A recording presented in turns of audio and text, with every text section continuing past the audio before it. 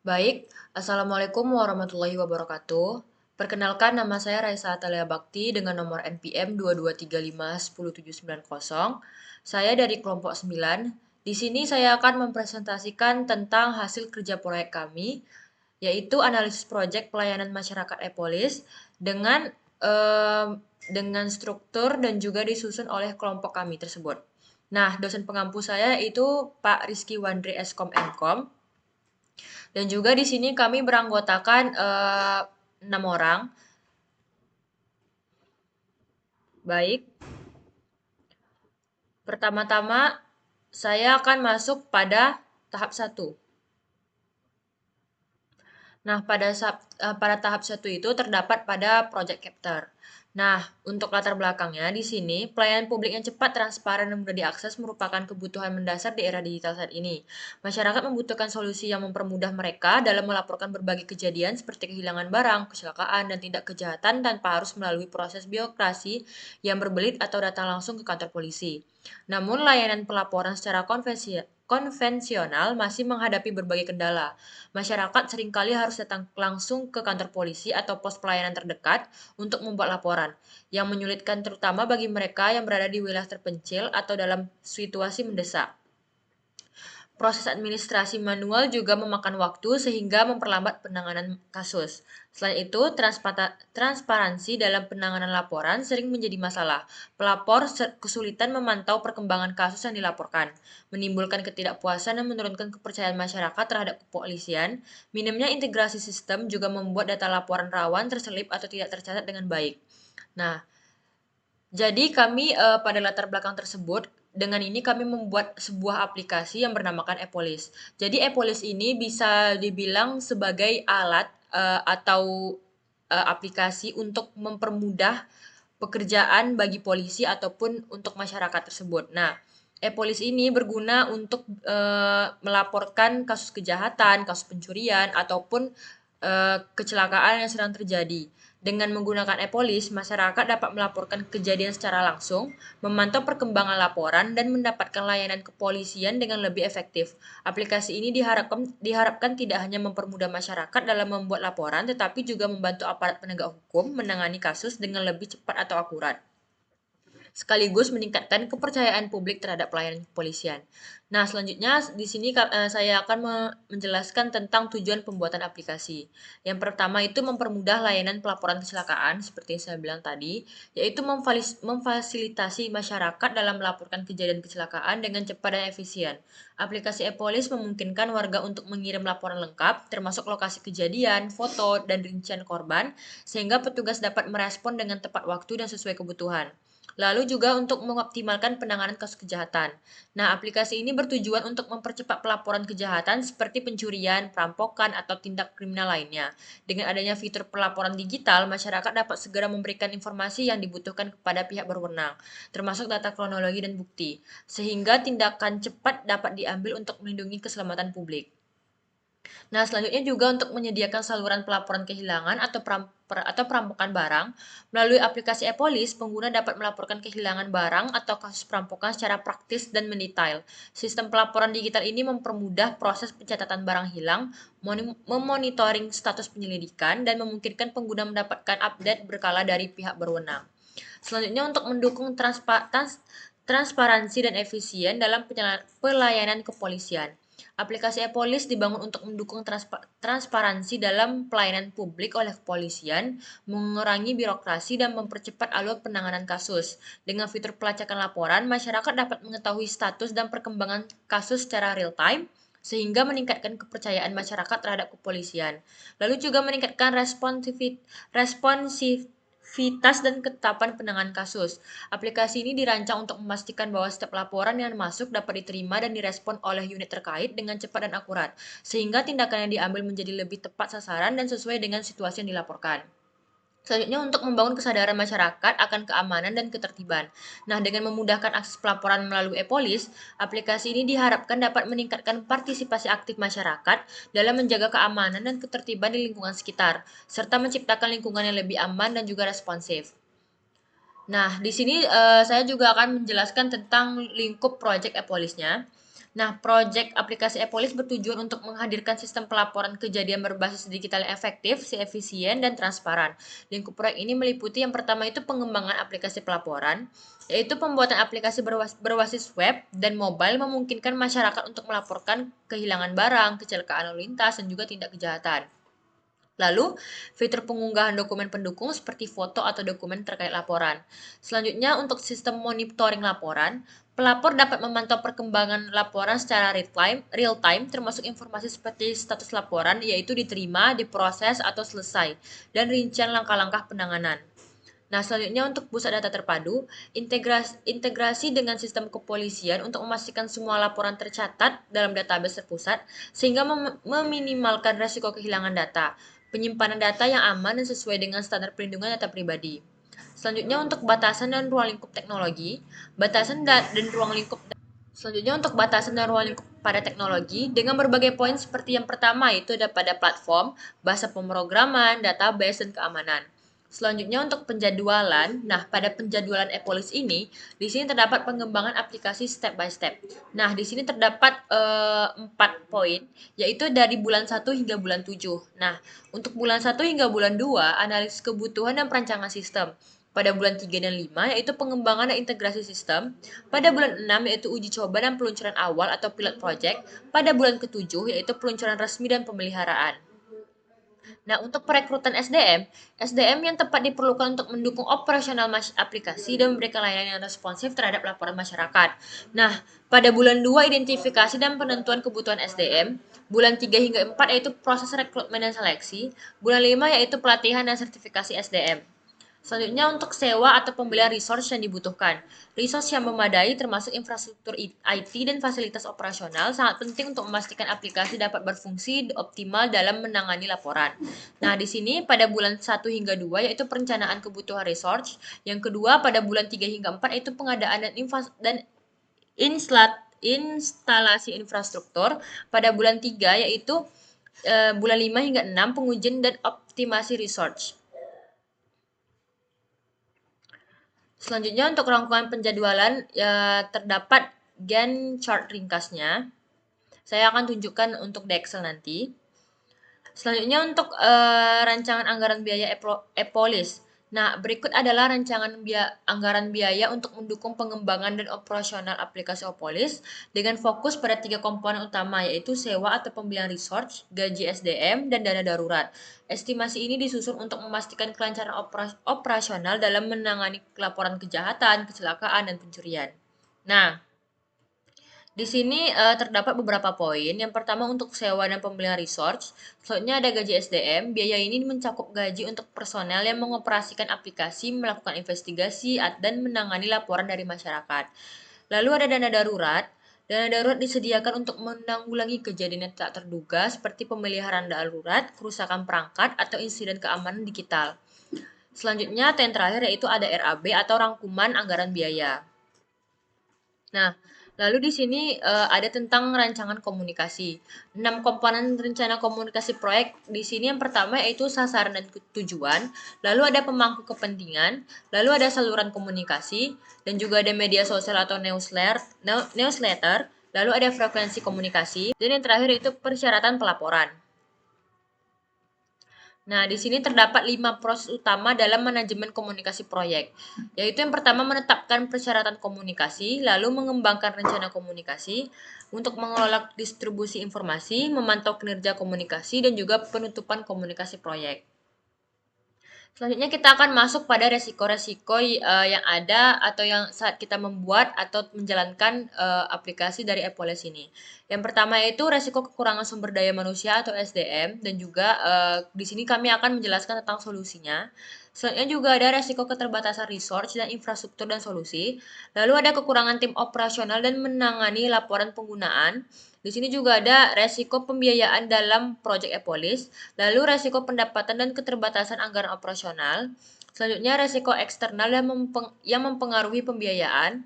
Lalu ada resiko pengelolaan pembiayaan, dan yang terakhir kesulitan dalam rekrutmen dan retensi tenaga ahli dan solusi. Baik, di sini saya akan masuk pada fase kedua, yaitu develop project management plan. Nah, untuk fase kedua di sini, saya telah menyiapkan dua Excel, yaitu RAB untuk 12 bulan dan juga penanggulangan dananya. Nah, sebelum kita masuk ke Excelnya, di sini saya akan menjelaskan sedikit tentang penjadwalan yang telah kami buat per bulan untuk aplikasi kami. Yang pertama, untuk ruang lingkup, yaitu pengembangan aplikasi pelaporan. Di sini kehilangan barang, pelapor dapat mencatat detail barang yang hilang dan lokasi kehilangan. Lalu untuk kecelakaan lalu lintas, masyarakat dapat melaporkan kecelakaan dengan menyertakan informasi lokasi, waktu, dan detail kendaraan. Lalu untuk tindak kejahatan, itu tuh tindak kejahatan seperti kasus pencurian atau misalnya ada pembunuhan atau segala macam, pengguna dapat melaporkan tindak kriminal dengan rincian kejadian untuk membantu penyelidikan. Baik, selanjutnya kita akan masuk pada sistem monitoring laporan. Aplikasi ini akan dilengkapi dengan fitur untuk memantau perkembangan laporan meliputi status laporan seperti pelapor dapat melihat status laporan, yaitu diterima, diproses, ataupun selesai. Rincian penanganannya, informasi mengenai langkah-langkah yang telah diambil oleh pihak terkait untuk menangani laporan. Nah, lanjut untuk notifikasi real time-nya. Sistem akan mengirimkan pembaruan laporan kepada pelapor secara langsung melalui notifikasi aplikasi atau email. Nah, untuk pusat data terpadu, aplikasi ini akan dilengkapi fitur untuk memantau perkembangan laporan meliputi status laporan, pelapor dapat melihat status laporan seperti tadi yaitu diterima, diproses atau selesai. Rincian penanganannya juga sama seperti tadi, informasi mengenai langkah-langkah yang telah diambil oleh pihak terkait untuk menangani laporan. Lalu untuk notifikasi real time-nya, sistem akan mengirimkan pembaruan tadi secara email ataupun aplikasi. Lalu untuk batasan dan ruang lingkup teknologi, di sini terdapat untuk platform bahasa pemrogramannya, database dan juga keamanan. Untuk platform, aplikasi akan tersedia dalam versi web, desktop, dan mobile, dan aplikasi mobile seperti Android ataupun iOS akan diletakkan di situ.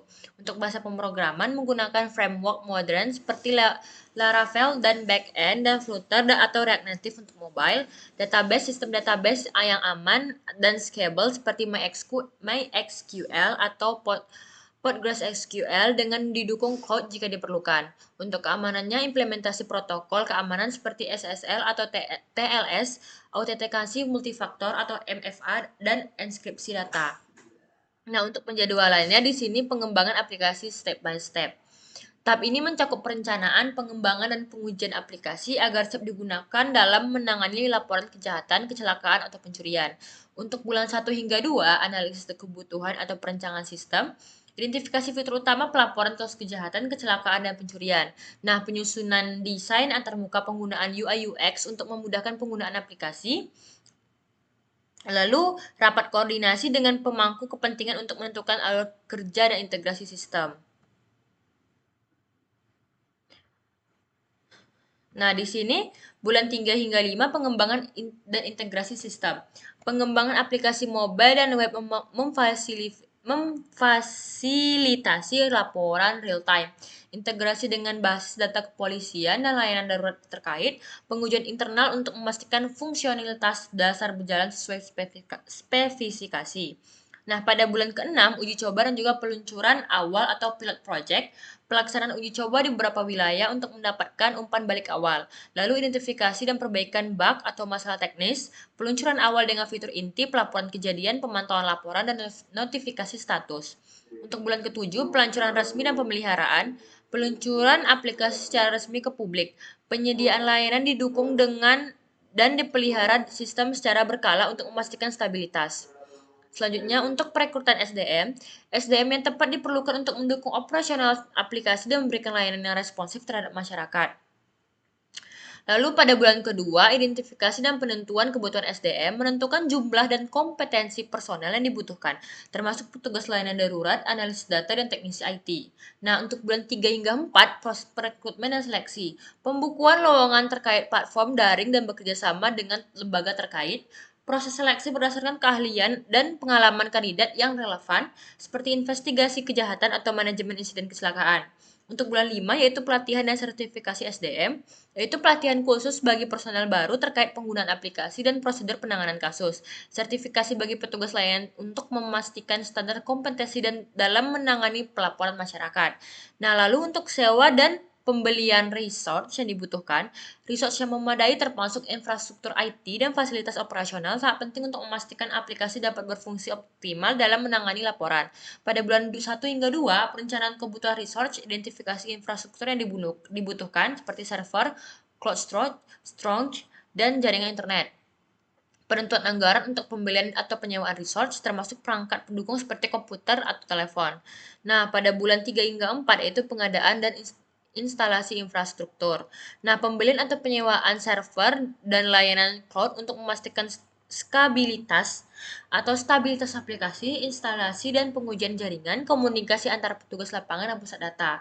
Nah, hingga bulan 5 sampai 6 pengujian dan optimasi resource, pengujian beban untuk memastikan aplikasi mampu menangani volume pelaporan tinggi, optimasi sistem backup, dan monitoring untuk mencegah downtime dan kehilangan data penting. Selanjutnya di sini ada rangkuman penjadwalan yaitu Gantt chart ringkasnya. Di sini terdapat pada bulan 1 hingga 2, 3 hingga 4, 5, 6, dan 7. Untuk pengembangan aplikasinya hingga bulan 1 hingga 2 yaitu analisis dan perencanaan sistem. 3 hingga 4 pengembangan dan integrasi, 5 uji coba dan perbaikan, 6 peluncuran awal, 7 peluncuran resmi dan pemeliharaan. Di sini dapat dilihat untuk perekrutan SDM-nya juga, untuk pengadaan resource-nya juga perencanaan kebutuhan resource, pembelian instalasi atau infrastruktur, pengujian optimasi infrastruktur. Nah, di sini kita akan masuk pada RAB aplikasi Epolis. Berikut adalah rancangan anggaran biaya untuk mendukung pengembangan dan operasional aplikasi Epolis dengan fokus pada 3 komponen utama, yaitu sewa atau pembelian resource, gaji SDM, dan dana darurat. Estimasi ini disusun untuk memastikan kelancaran operasional dalam menangani laporan kejahatan, kecelakaan, dan pencurian. Yang pertama itu sewa atau pembelian resource. Nah, di sini terdapat komponen, jumlah atau volume, biaya per unit, dan juga total biayanya. Nah, di sini server dan cloud storage, di sini juga untuk komponennya ya, lalu jumlah atau volumenya di sini untuk selama 12 bulan, biaya per unitnya sekitar 15 juta per bulan, dan juga total biaya itu 180 juta.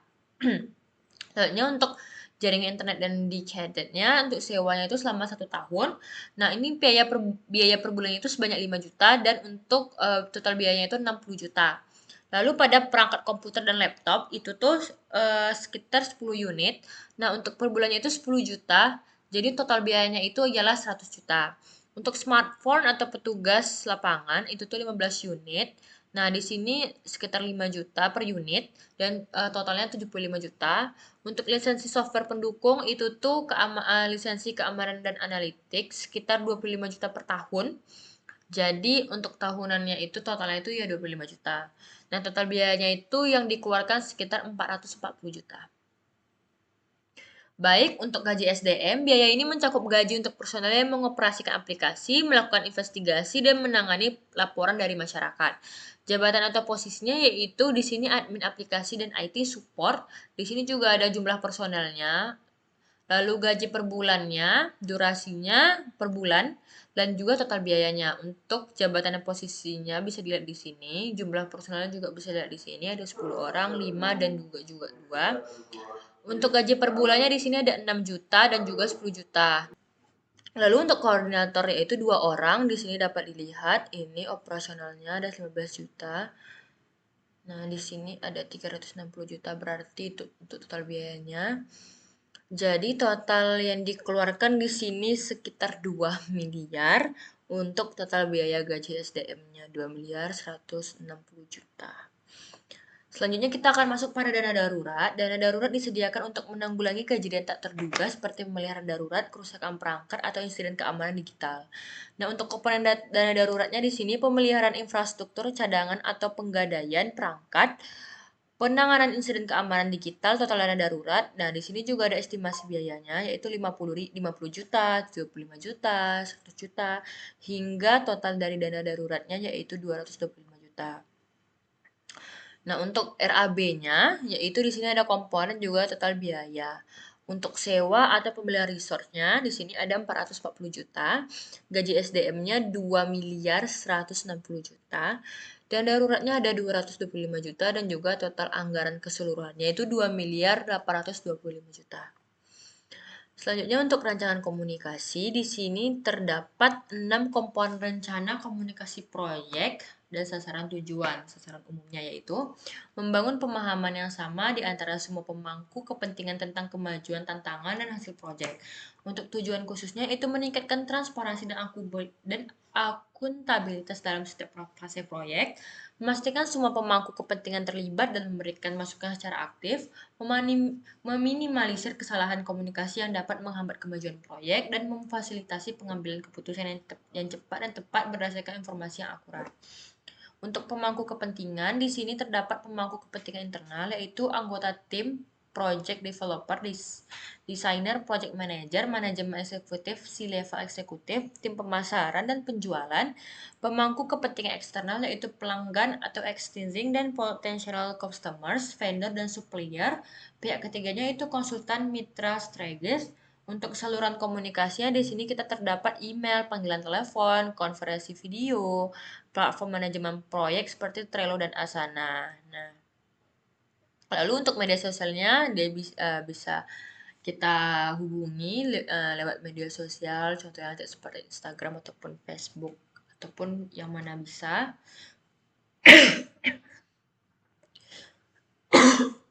Soalnya untuk frekuensi komunikasi. Pembaruan harian, di sini komunikasi singkat melalui platform manajemen proyek untuk pelaporan kemajuan dan tantangan. Nah, di sini untuk rapat mingguan, rapat tim proyek untuk memastikan kemajuan isu yang dihadapi dan rencana kerja berikutnya. Untuk laporan bulanan, laporan formal tentang kemajuan proyek pencapaian. Lalu rapat triwulan, rapat dengan semua pemangku kepentingan untuk memberikan pembaruan menyeluruh. Nah, di sini terdapat persyaratan pelaporan, yaitu pelaporan status proyek, yaitu frekuensi, konten. Lalu untuk laporan pembaruan kemajuan itu seperti frekuensi lagi, konten lagi. Nah, untuk analisis resikonya di sini terdapat ya frekuensi dan konten, tetapi di sini untuk kontennya identifikasi risiko baru, status risiko yang ada, dan rencana mitigasi. Lalu untuk umpan balik dan pemangku kepentingan, yaitu tanggapan dan masukan dari pemangku kepentingan untuk perbaikan penyesuaian proyek. Lalu di sini 5 proses utama dalam manajemen komunikasi proyek, yaitu menetapkan persyaratan komunikasi. Yang pertama mengidentifikasi pemangku kepentingan, yaitu buat daftar pemangku kepentingan internal dan eksternal.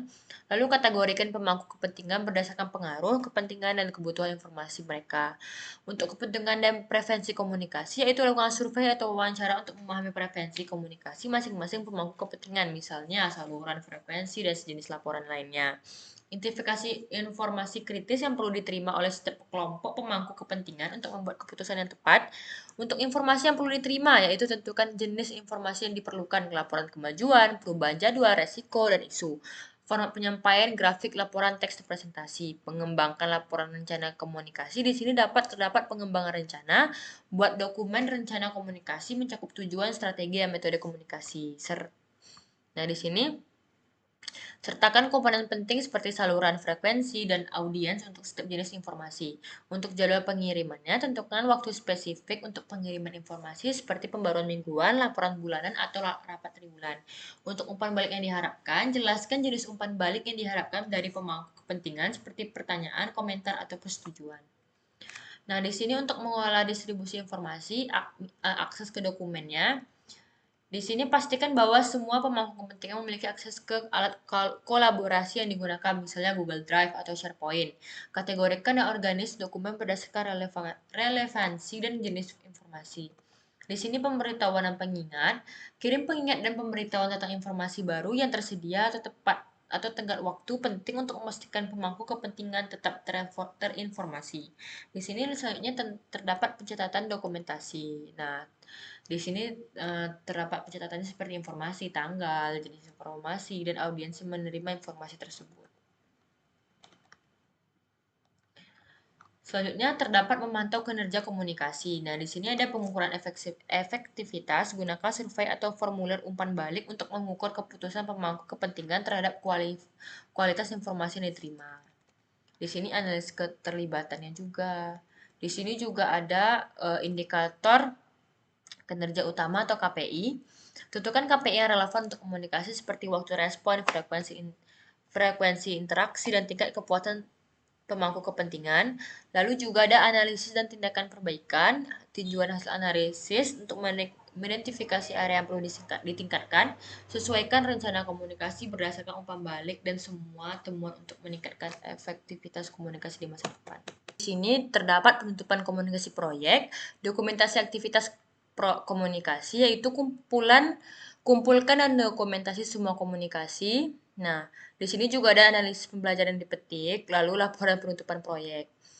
Nah, untuk resikonya di sini resiko kekurangan sumber daya manusia atau SDM. Nah, di sini terdapat resikonya dan juga jika kekurangan SDM tadi semakin parah atau akan berkelanjutan, di sini akan berdampak pada kasus kejahatan, yaitu tindak lanjut yang lambat meningkatkan potensi terulangnya kejahatan atau hilangnya barang bukti. Selanjutnya untuk kasus kecelakaan, respon darurat yang tertunda dapat memperparah kondisi korban dan mengurangi peluang keselamatan. Lalu untuk kasus pencurian, waktu yang lama dalam investigasi mengurangi peluang pelacakan dan pemulihan barang hilang.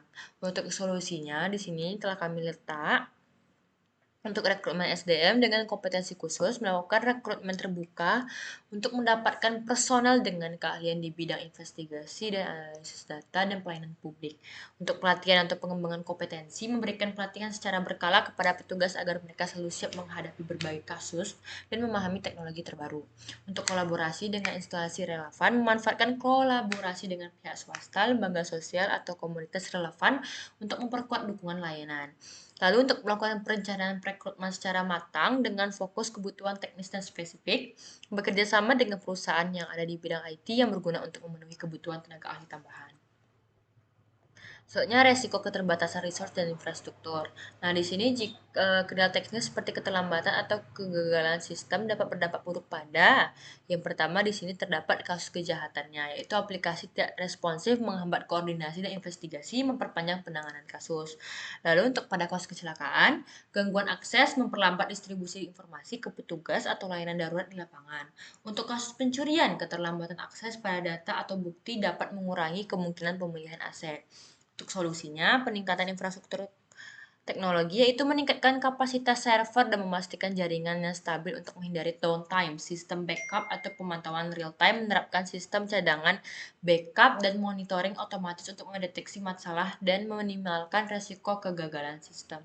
Untuk pemanfaatan teknologi cloud-nya menggunakan layanan cloud untuk meningkatkan fleksibilitas dan kemampuan aplikasi dalam menangani beban yang tinggi. Untuk kerjasama dengan provider teknologinya itu menjalin kerjasama dengan penyedia layanan IT untuk mendukung pemeliharaan dan pengembangan aplikasi secara berkala.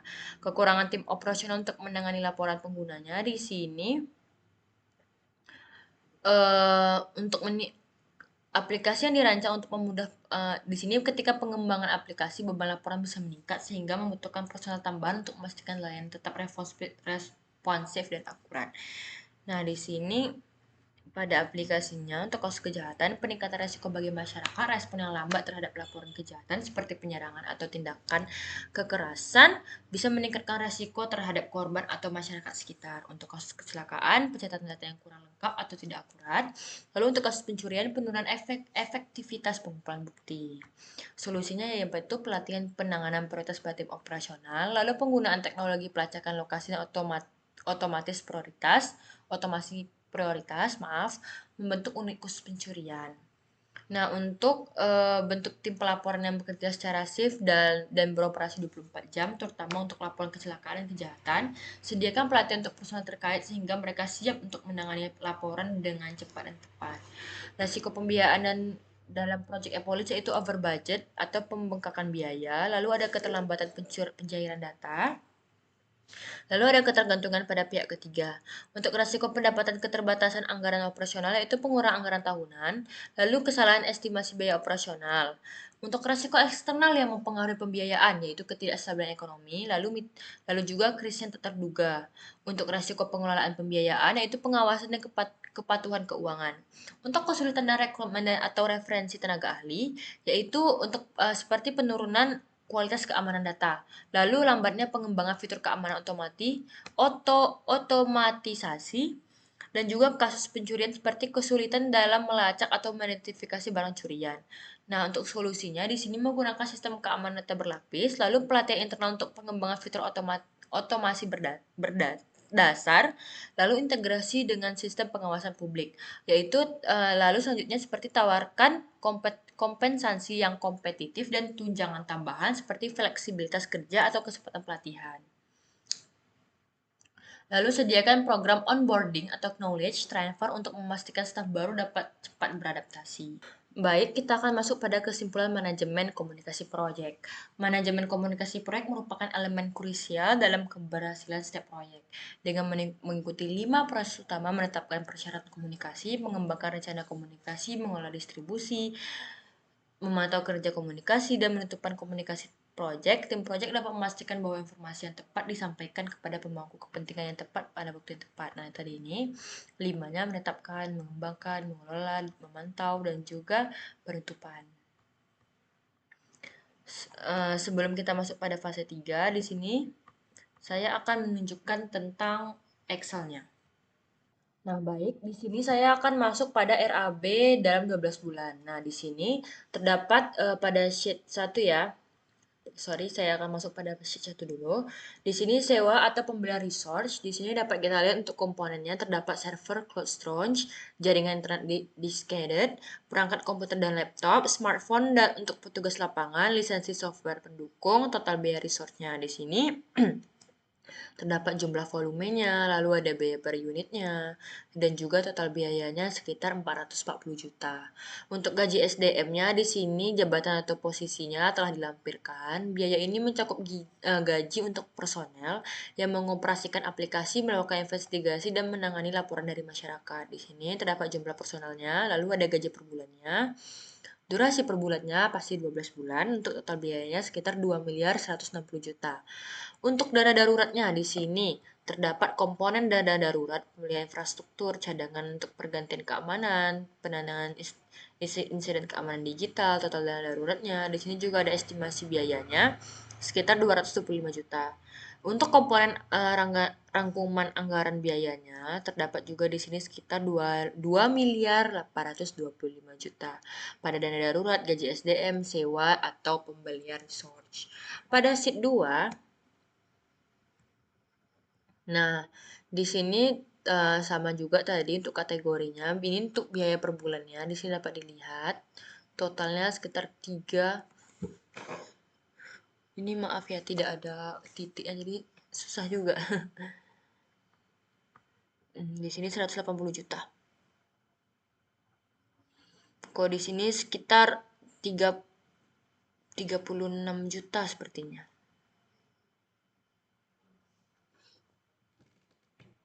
Enggak, lebih sorry, 3 miliar.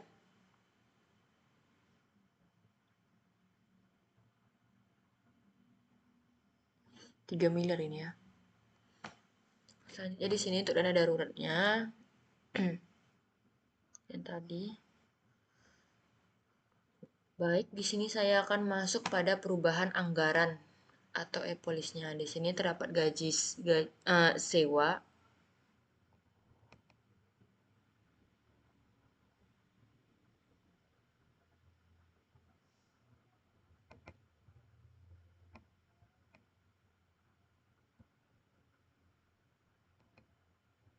Nah, maaf saya akan besarkan sedikit.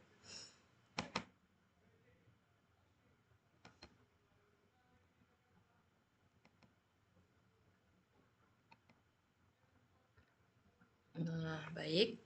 Di sini dapat terlihat dengan jelas total anggaran keseluruhannya sama, yaitu dan juga memiliki presentasi kenaikan sebesar 8,32%. Di sini alasan perubahannya yaitu penyesuaian kebutuhan proyek.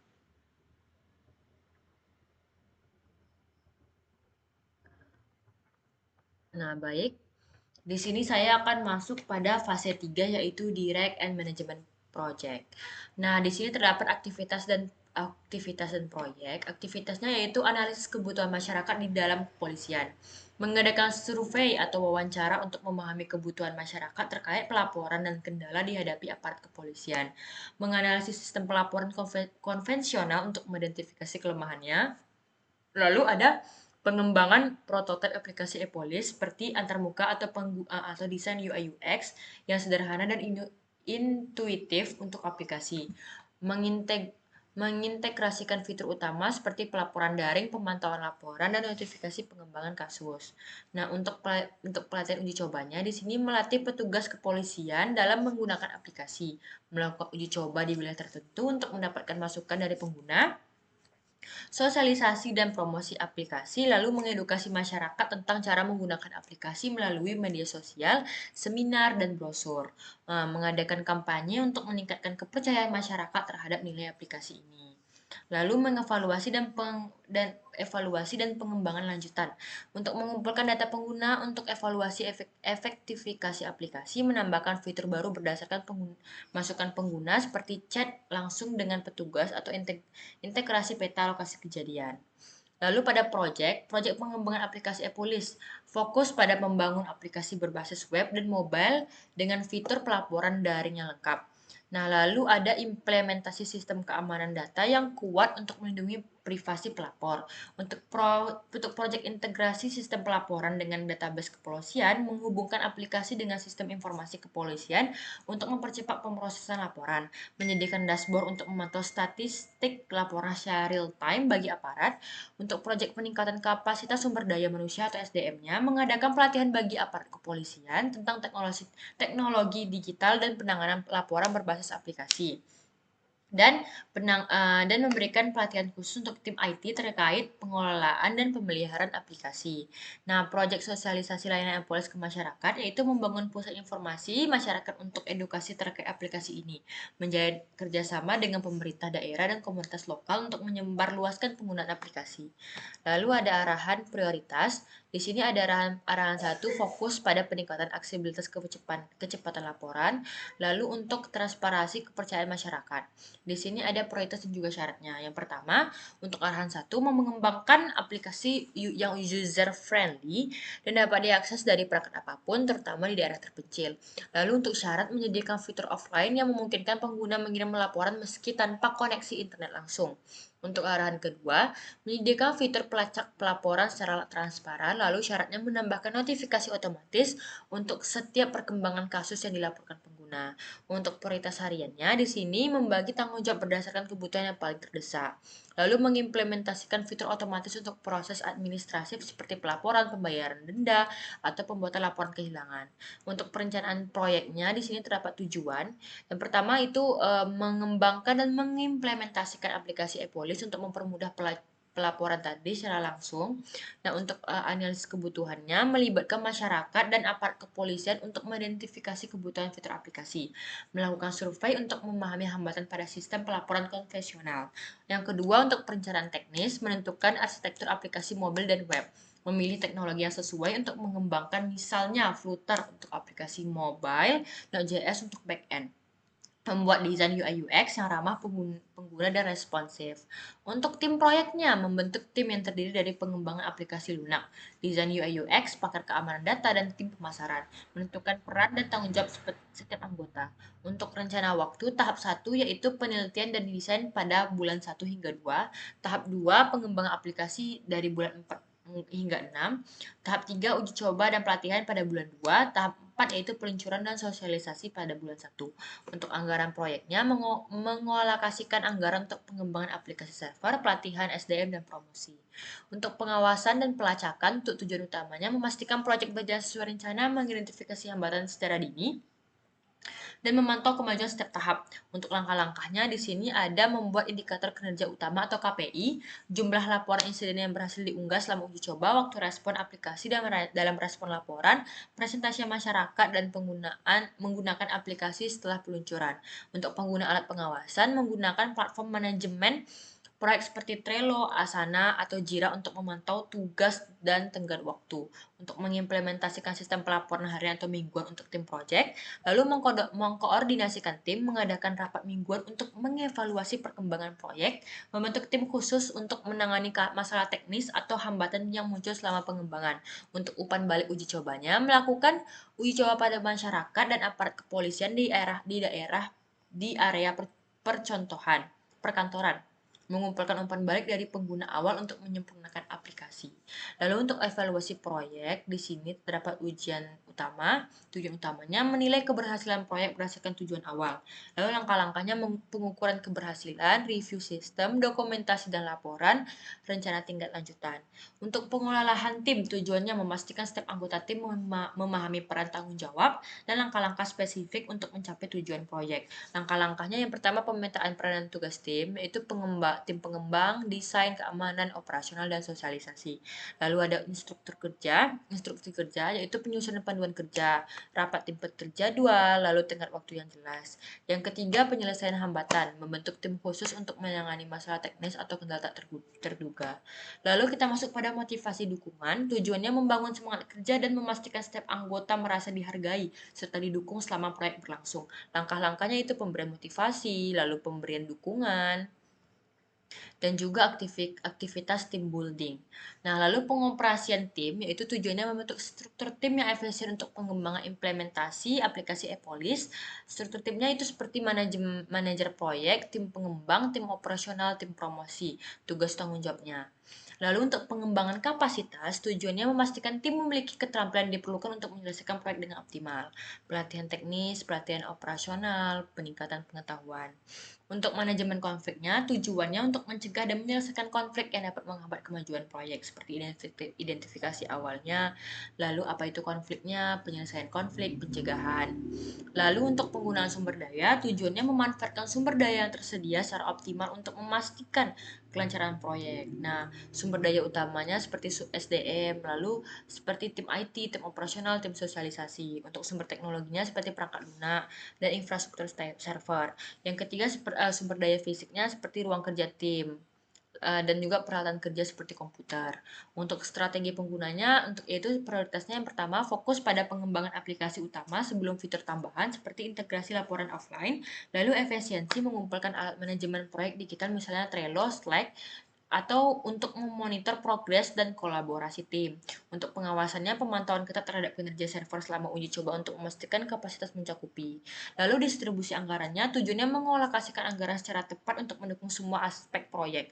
Komponen utama anggarannya yaitu pengembangan teknologi 50%, pelatihan dan sosialisasi 20%, keamanan dan pemeliharaan 15%, dan juga manajemen operasional sebanyak 15%.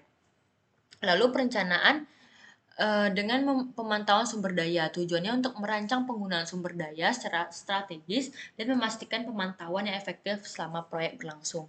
Langkah-langkahnya mengidentifikasi sumber daya, perencanaan jadwal, pemantauan, lalu yaitu saja. Untuk optimasi sumber daya, tujuannya menggunakan sumber daya yang ada secara maksimal untuk meningkatkan efisiensi proyek. Strategi optimasinya itu otomasi, kolaborasi, penghematan.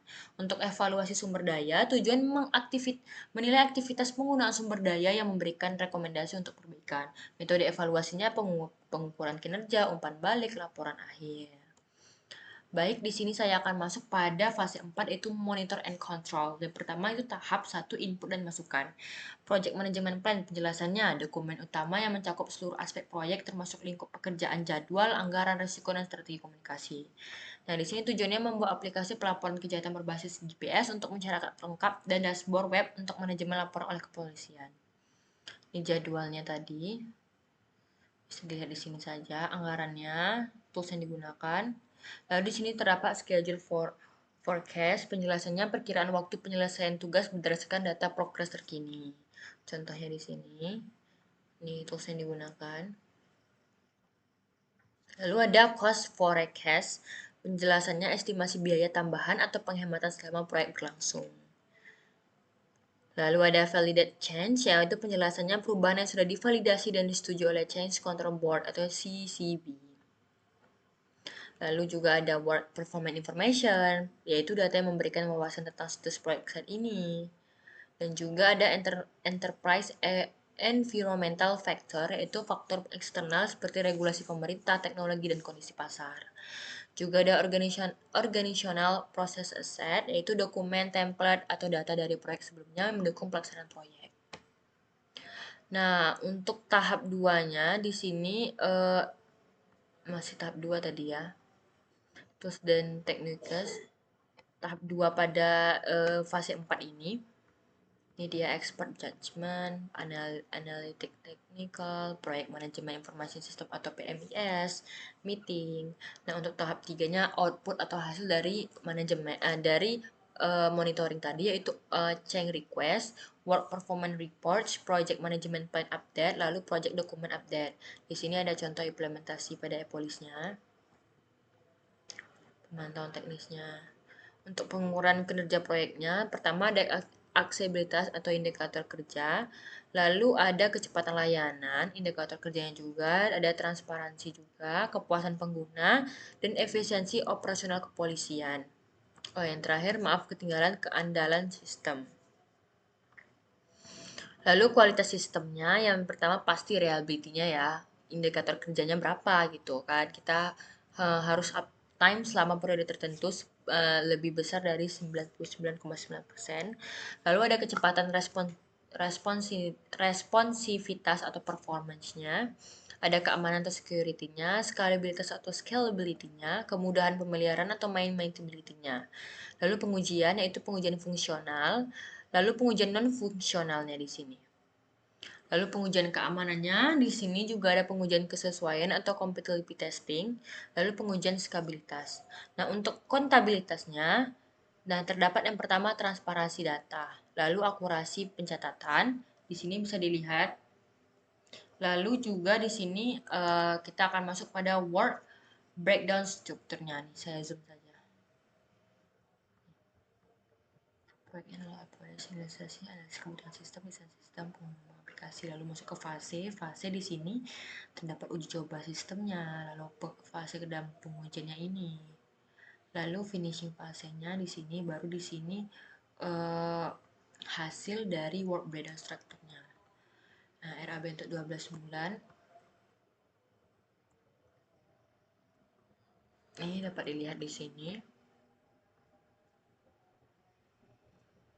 Gaji SDM dan darurat yang telah saya sampaikan di Excel tadi ya. Ini baru rangkumannya nih.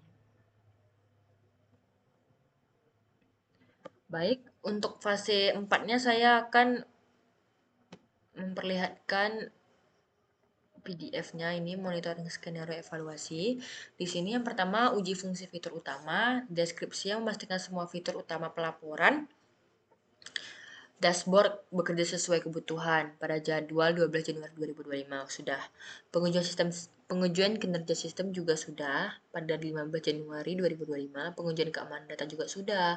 Uji pengalaman pengguna UI UX testing juga sudah. Fasilitasi kepatuhan terhadap regulasi juga sudah, simulasi operasional pilot juga, evaluasi umpan balik pengguna, penyempurnaan berdasarkan masukan, dan yang terakhir finalisasi dan persetujuan sudah semua.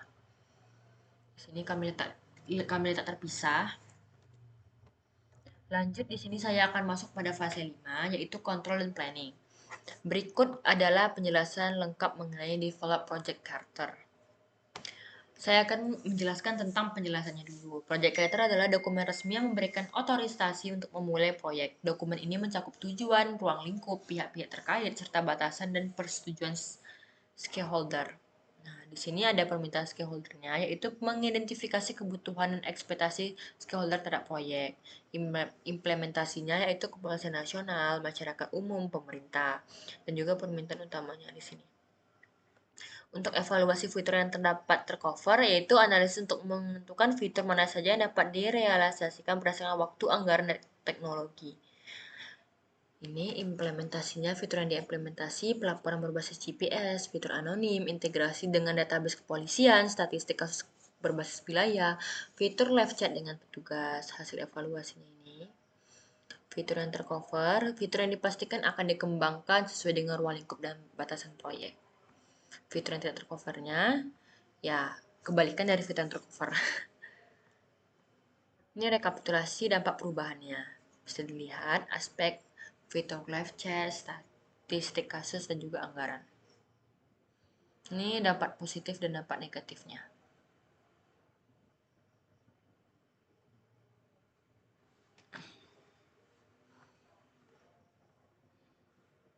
Lalu kita masuk pada analisis dampak. Analisis mendalam mengenai resiko dan peluang yang muncul akibat perubahan dalam ruang lingkup proyek.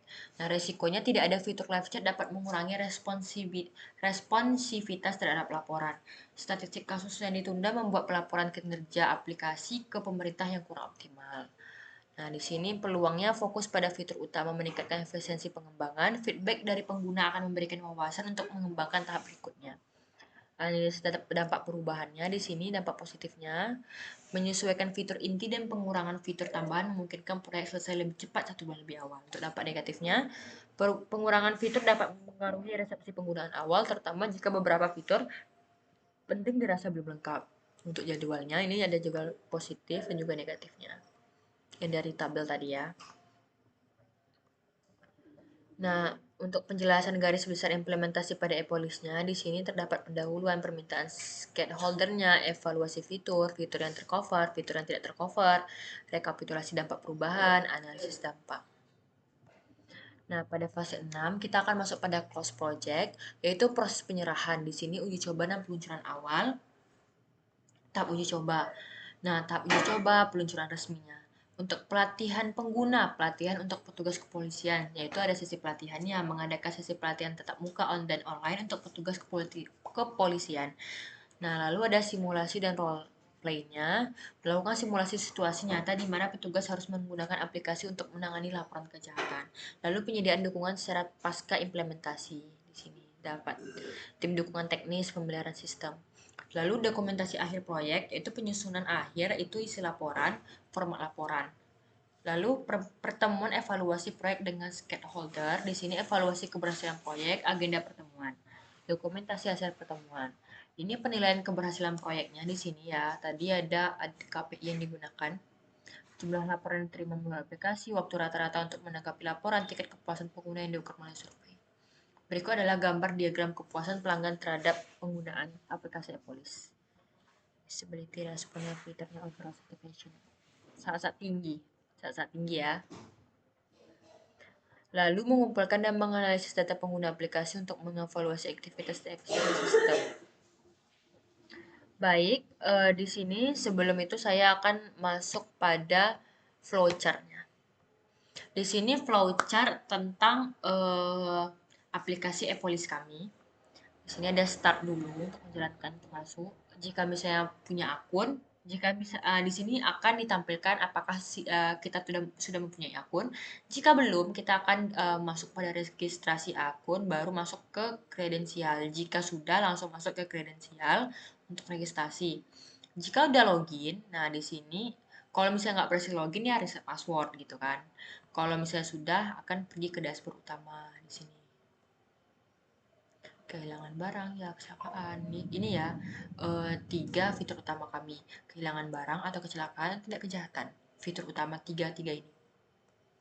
Nih ada formulir untuk mengunggahnya, lalu unggah bukti, konfirmasi laporan, nomor laporan diterima, pemantauan laporan, dan lalu selesai. Baik, di sini saya juga akan menunjukkan UI UX kami tentang aplikasi yang sudah kami buat. Nah, di sini prototipenya, misalnya masuk.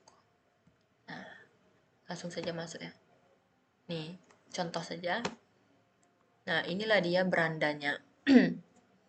Di sini juga pada UI UX-nya nanti akan ada maps. Misalnya saya pilih kecelakaan. Nah, untuk kecelakaan buat laporannya seperti ini, nama laporannya. Di sini tanggal kejadiannya kapan, waktu kejadiannya, lokasinya, baru di sini kronologi atau detailnya. Nah, di sini status laporannya ya. Nih tadi.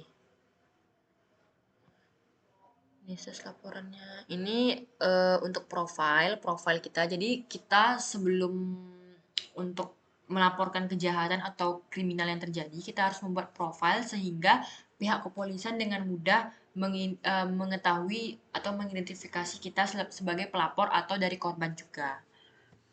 Di sini ada, dan di sini. Nah, di sini pengaturannya. Di sini ada tombol SOS. Jadi jika sangat-sangat darurat, misalnya sangat-sangat genting orang kecelakaan, langsung telepon ke nomor darurat ini. Langsung tekan akan muncul nomor telepon kami, langsung terhubung ke kami.